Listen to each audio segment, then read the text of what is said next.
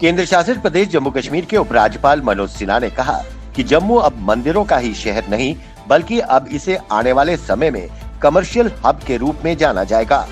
उन्होंने ये बात शहर में बस स्टैंड में जम्मू डेवलपमेंट अथॉरिटी JDA द्वारा बनाई गई मल्टी टायर पार्किंग का उद्घाटन करते समय कही। उन्होंने कहा कि गाँव को शहरों से जोड़ने के लिए सड़क मार्गों का निर्माण तेज गति से करवाया जाएगा। सरकार जम्मू कश्मीर को स्मार्ट सिटी प्रोजेक्ट के अंतर्गत आधुनिक सुविधा से लैस और विकसित करना चाहती है। 6 मंजिला इमारत में सबसे नीचे बसों, पहली, दूसरी और तीसरी मंजिल पर कारों की पार्किंग की सुविधा है। चौथे और 5वें मंजिल पर shopping mall, food court, restaurant व आधुनिक शौचालयों के अलावा एक AC की सुविधा वाली टिकट बुकिंग कार्यालय भी बनाया गया है। यात्रियों की सुविधा के लिए एक वेटिंग हॉल भी है। मां वैष्णो देवी की गर्भजून गुफा के भीतर प्रवेश करने के लिए इंतजार कर रहे श्रद्धालुओं की घड़ियां समाप्त हुई। श्री माता वैष्णो देवी श्राइन बोर्ड ने माता वैष्णो देवी की प्राचीन गुफा के साथ ही भवन मार्ग पर प्रसिद्ध अर्धकुंवारी मंदिर परिसर में पवित्र गर्भजून गुफा के कपाट भी श्रद्धालुओं के लिए खोल दिए हैं। कोरोना महामारी को लेकर बीते वर्ष 18 मार्च को माता वैष्णो देवी की ऐतिहासिक यात्रा स्थगित किए जाने के साथ ही गर्भजून गुफा भी श्रद्धालुओं के लिए बंद कर दी गई थी। श्रद्धालु निरंतर गर्भजून गुफा में प्रवेश कर मां वैष्णो देवी से अपने मन की मुराद पा रहे हैं। श्राइन बोर्ड द्वारा कोविड-19 को लेकर जारी दिशा निर्देशों का कड़ाई से पालन किया जा रहा है। भारतीय सेना दूर दराज इलाके के युवाओं को सेना में भर्ती होने के लिए उन्हें प्रशिक्षण दे रही है। ये युवा 15 फरवरी से जम्मू संभाग के जम्मू शहर में होने वाली सेना भर्ती रैली में भाग लेंगे। जम्मू संभाग के सभी 10 जिलों के युवाओं को सेना में भर्ती होने का मौका देने के लिए सेना भर्ती रैली शहर के सुंजुआ इलाके में कर रही है। जम्मू में बीते एक हफ्ते से गवर्नमेंट पॉलिटेक्निक कॉलेज के विद्यार्थी अपनी मांगों को लेकर प्रशासन व कॉलेज प्रबंधन के खिलाफ विरोध प्रदर्शन कर रहे हैं।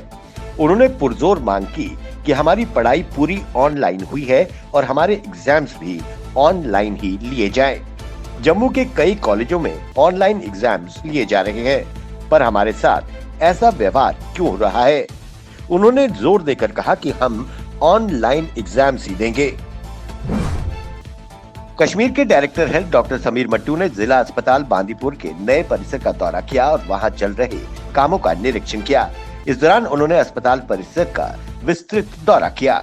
ये कार्य 28.25 करोड़ की लागत से जम्मू कश्मीर हाउसिंग बोर्ड द्वारा किया जा रहा है। वहीं उन्होंने एजेंसी को कामों में तेजी लाने के निर्देश दिए। उन्होंने अधिकारियों को कहा कि 1 सप्ताह के भीतर ब्लड बैंक और डायलिसिस की सुविधा शुरू की जाए ताकि चिकित्सीय सेवाओं के लिए उपयोग इसे किया जा सके। वहीं उन्होंने कहा कि वो मरीजों को हर संभव सुविधा प्रदान करें। प्रत्येक मरीज को सर्वोत्तम संभव चिकित्सा उपचार दिया जाए। जिला रामबन के तहसील पोगल परिस्तान में देर रात आग लगने की घटना सामने आई है। जानकारी के अनुसार बसन होचक पंचायत में शॉर्ट सर्किट लगने से 3 मकान जलकर राख हो गए, जिसमें रखा लाखों का सामान जल गया। जैसे ही आग लगने की खबर फैली, स्थानीय लोगों के साथ पुलिस भी मौके पर पहुंची। वहीं स्थानीय लोगों और पुलिस द्वारा आग पर काबू पाने की बहुत कोशिश की गई, लेकिन आग भीषण रूप ले चुकी थी। वहीं BDC चेयरमैन KS बाली ने इलाके का दौरा किया। उन्होंने कहा कि अगर उखराल में फायर सर्विस स्टेशन होता तो इतना नुकसान नहीं होता। वहीं उन्होंने जिला प्रशासन से अपील की कि इन लोगों को जल्द से जल्द मुआवजा दिया जाए। सुसाइड पॉइंट बन चुके पुल पर लोहे के जंगले लगाने का कार्य तेजी से चल रहा है। अखनूर कस्बे पर चिनाब नदी पर बना दूसरा सीमेंट पुल, जिसका उद्घाटन पूर्व प्रधानमंत्री मनमोहन सिंह ने किया था, ये पुल 2008 में बनकर तैयार हुआ था। अब ये पुल आत्महत्या करने वालों के लिए एक पॉइंट बनता जा रहा है। जानकारी के अनुसार साल भर में 20 लोग इस पुल से कूदकर अपनी जीवन लीला समाप्त कर चुके हैं।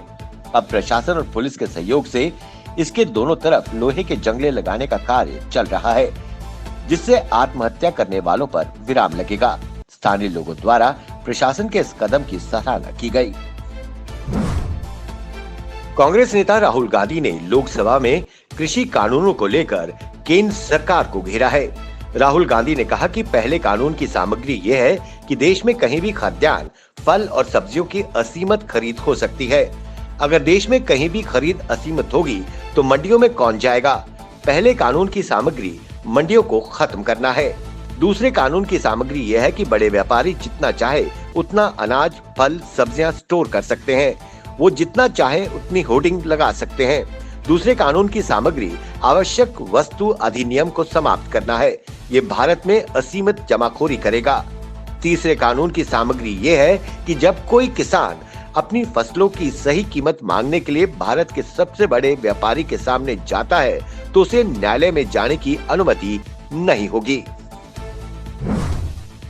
पश्चिम बंगाल में आगामी विधानसभा चुनाव के मद्देनजर मुख्यमंत्री ममता बनर्जी ने भाजपा पर बड़ा हमला बोला है। उन्होंने प्रधानमंत्री मोदी और अमित शाह का नाम लिए बिना कहा कि सिर्फ 2 आदमी देश को चला रहे हैं। उनकी वॉशिंग मशीन में हर काला आदमी साफ हो जाता है। दरअसल ममता बनर्जी एक मीडिया संस्थान की ओर से आयोजित कार्यक्रम में बोल रही थी। इस दौरान उन्होंने परिवारवाद पर भी मोर्चा खोला।